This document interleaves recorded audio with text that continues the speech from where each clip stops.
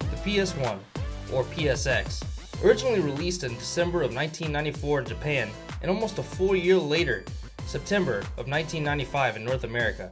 The development of the system started after a failed attempt to create a CD-ROM based Nintendo system, which is now known as the Nintendo PlayStation.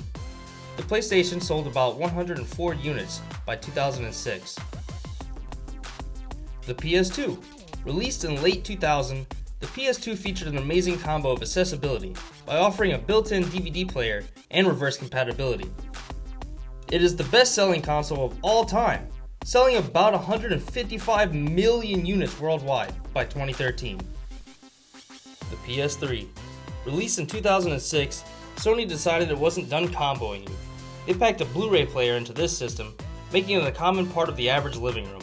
While most systems weren't any longer backwards compatible with its predecessor, it was still able to play PS1 games. It sold about 87 million units by 2017. The PS4. This old junk was released in 2013, so primitive, right? It featured the first real change to the DualShock look with the inclusion of the touchpad. The PS4 also introduced virtual reality to game consoles for the first time with PSVR, which I highly recommend.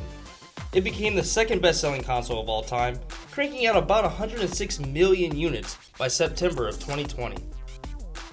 And now, imaginary drum roll. This beast, the PS5, here in November of 2020. Let's see what Sony has to offer us. Hi everyone, I'm Game Boy Mikey. Welcome back to the channel. Today I'm going to be unboxing Sony's PS5. It's been 7 years since our last Sony console, and to be honest, I'm a little ready. The next generation's finally here. Within those 7 years, we've had the PS4 Slim and the PS4 Pro, which upscaled to 4K. But now, with the new generation of hardware, we're ready for real 4K. Hell, we're even ready for 8K. It says it right there on the box. So, without any further ado, let's just open this bad boy up. Oh man, it's a box in a box. So reminiscent of the Xbox.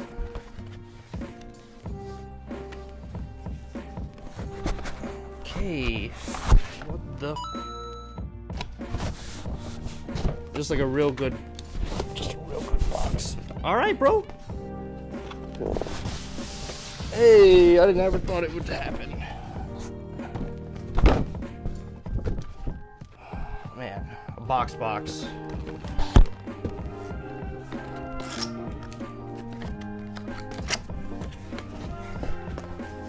Okay, is this another box? It is not. Oh, it kind of is. I don't want these books, dude. I want the real stuff. Give me the real stuff.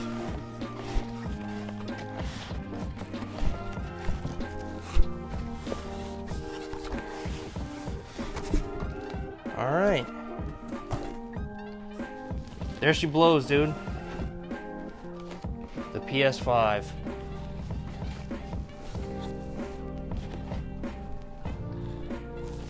Packaging's kind of all over the place, but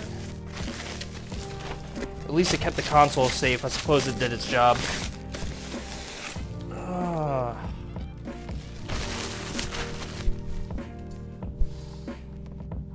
Alright, dude.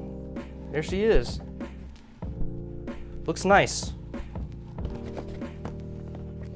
We have manual. We have another manual.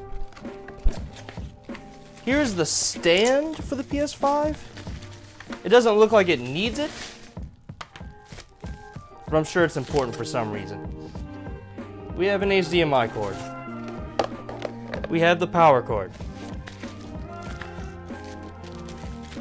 And, ooh, dude. This is nice. This is real nice. Kind of looks like an alien controller. Nothing like the other PlayStation controllers, but that's why they changed the name. We're no longer dealing with the DualShock. We're dealing with DualSense. Joysticks feel nice. PlayStation button is actually shaped like a PlayStation now. That's pretty sick. I feel like the controller really matches the popped collar look of the PS5.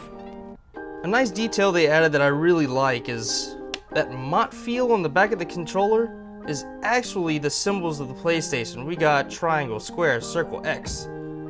All real small right here, giving it a real nice texture and some grip. Same with the inside of the collar for the console. Now while it does look a little weird, it has some pretty cool new features. One of the first things you may notice is the absence of the eyesore light in the front of the controller, eating up your battery life for no reason. With these new controllers, you'll be able to experience features such as haptic feedback, adaptive triggers, motion control, and built-in microphone and speaker. That's pretty nice. Now for anyone who doesn't understand technical mumbo-jumbo about haptic feedback, it just refers to the actual sense of touch a player would experience from doing certain things like shooting guns, pulling bowstrings. Got some really fancy vibrations, basically what I'm saying. So, fancy vibration, fancy trigger springs, that's what it really boils down to. I'm told it's something that you truly have to feel to understand. Hopefully it's something that doesn't take too much work to incorporate into games, especially for smaller studios.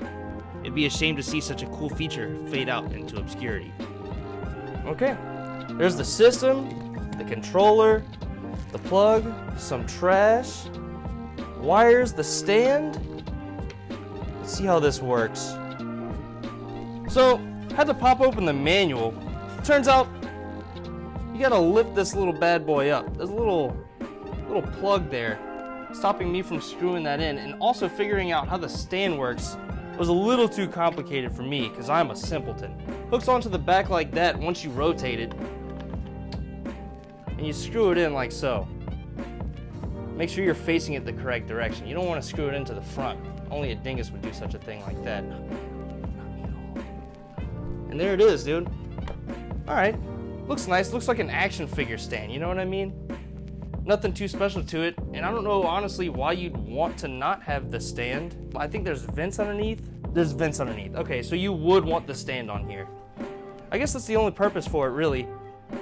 Now while this thing does look a little bit funky, and definitely puts to shame the PS3 I mentioned earlier, you'd be happy to know that the faceplates are interchangeable. So, your PS5 can take whatever style you want it to when you're home entertainment center. And if you happen to be one of those big brain PSVR gamers, then guess what? It works too. It's compatible. So if you're coming from the PS4 to the PS5, you have a good chunk of things to do already. Not to mention some games are getting up-res, PS5 versions, to really just make you feel at home on your new console. Now with all that out of the way, let's plug this thing up and take a closer look.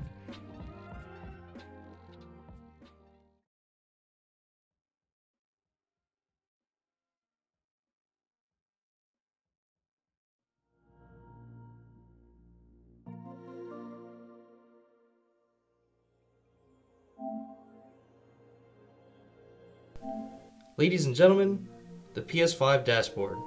Now something you might notice is the cards that are showing in the background. Those are developer chosen and replace backgrounds for the PS5 dashboard. Now what this video is really about is knowing what the PS5 comes with, right? Well, I think it's also equally as important to note what it's not coming with, and one of those things is a web browser. It's a truly interesting choice that Sony stated that such an app probably isn't necessary for a modern console. Okay everyone, that about wraps it up. Thanks for tuning in to my PS5 unboxing video. I hope you all enjoyed the video almost as much as you'll enjoy gaming on the PS5.